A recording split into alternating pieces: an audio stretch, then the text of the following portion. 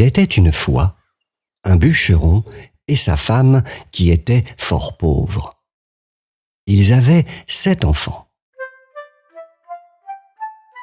Quand il vint au monde, le plus jeune était si petit, pas plus gros qu'un pouce.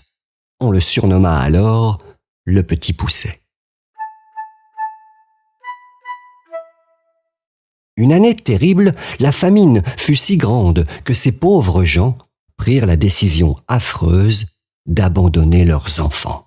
« Ça me déchire le cœur, mais je ne peux me résoudre à voir nos enfants mourir de faim devant nos yeux. Nous irons demain les perdre dans la forêt, » dit le père. La mère ne répondit pas et tomba en sanglots.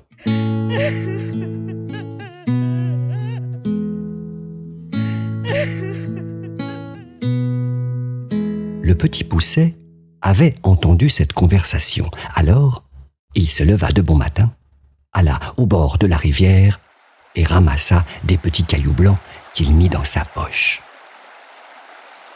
Puis, toute la famille partit à travers la forêt épaisse.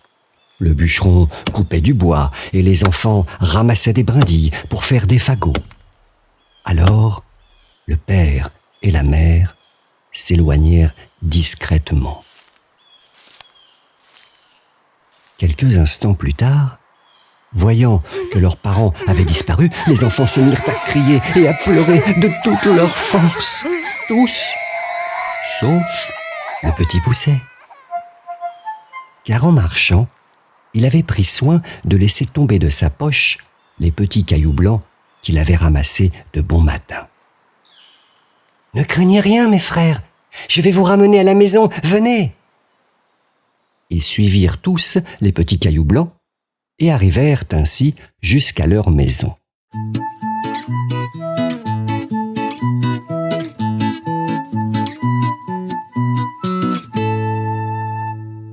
Les parents furent heureux de revoir leurs enfants, mais malheureusement, la famine perdurait et quelques jours plus tard, ils se décidèrent de nouveau à les abandonner.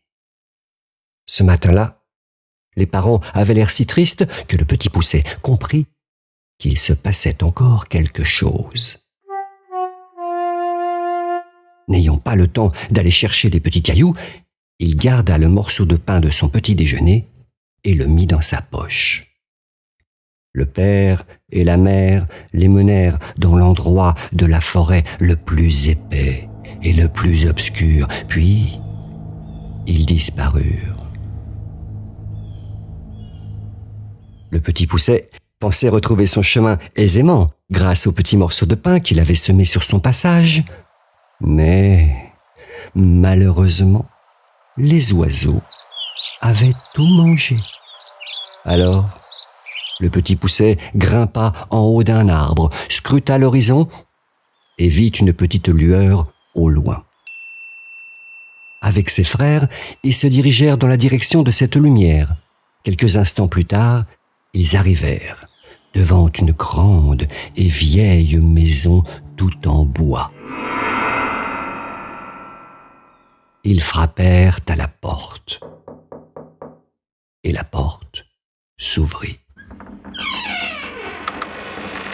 « Bonjour, nous nous sommes perdus dans la forêt et nous aimerions passer la nuit chez vous, s'il vous plaît. »« Mes pauvres enfants, savez-vous que vous êtes dans la maison de l'ogre? Et les petits enfants comme vous, ils les mangent. »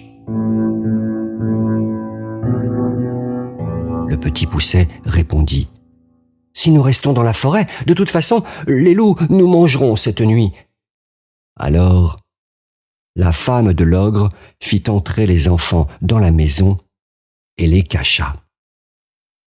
Soudain, 3 coups retentirent dans la maison. C'était l'ogre qui revenait. «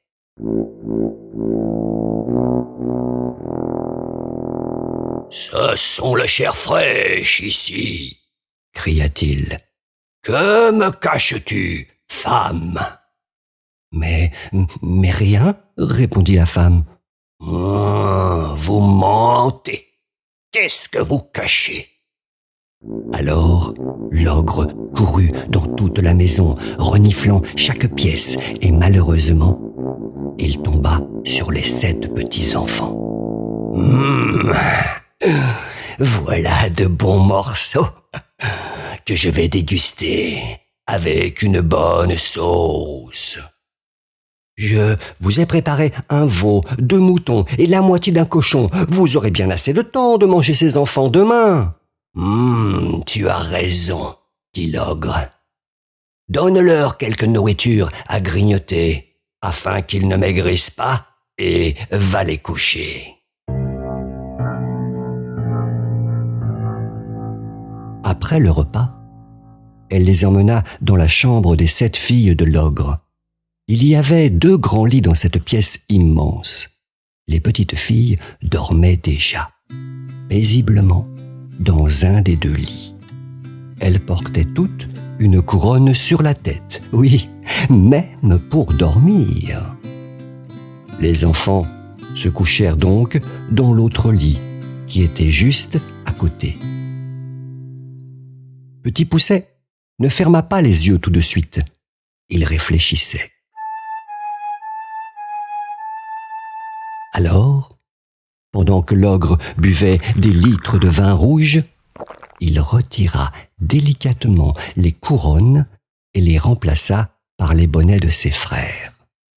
Ensuite, il disposa les couronnes sur la tête de ses frères et s'endormit. L'ogre, ayant fini de manger, monta alors dans la chambre et dit « Je vais leur couper la tête dès ce soir. Ils n'en seront que meilleurs demain matin. »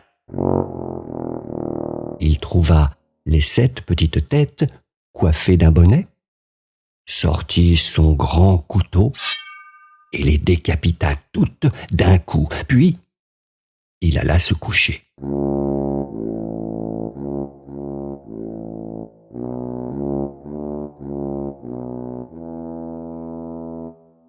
Une fois que l'ogre se mit à ronfler, le Petit Pousset réveilla ses frères et tous s'enfuirent par la fenêtre.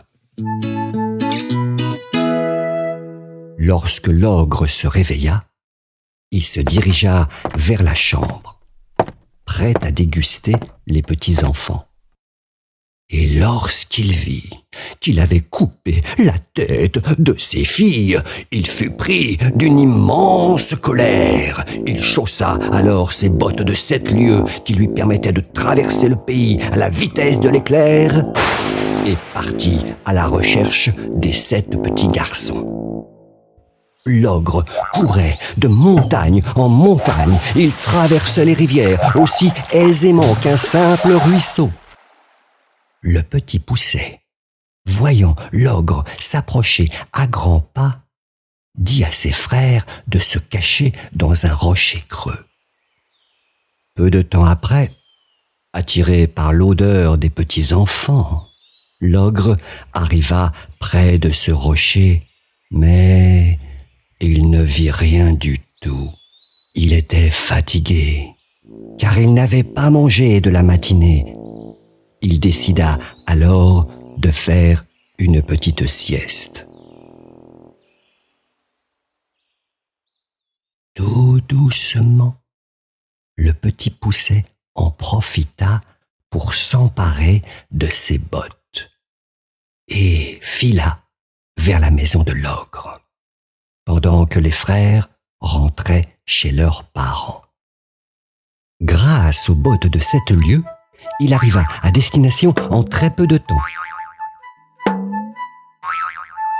Il y trouva la femme de l'ogre qui pleurait la perte de ses filles. « Votre mari est en grand danger. Il a été pris par une troupe de voleurs qui ont juré de le tuer s'il ne leur donne pas tout son or. Il m'a donné ses bottes de 7 lieues afin de vous avertir. » La bonne femme, fort effrayée, lui donna aussitôt tout ce qu'elle avait. Le Petit Pousset, chargé de toutes les richesses de l'ogre, alla retrouver ses frères et rentra au logis de ses parents. Ils purent tous ainsi avoir enfin une vie paisible et tranquille, sans jamais manquer de rien.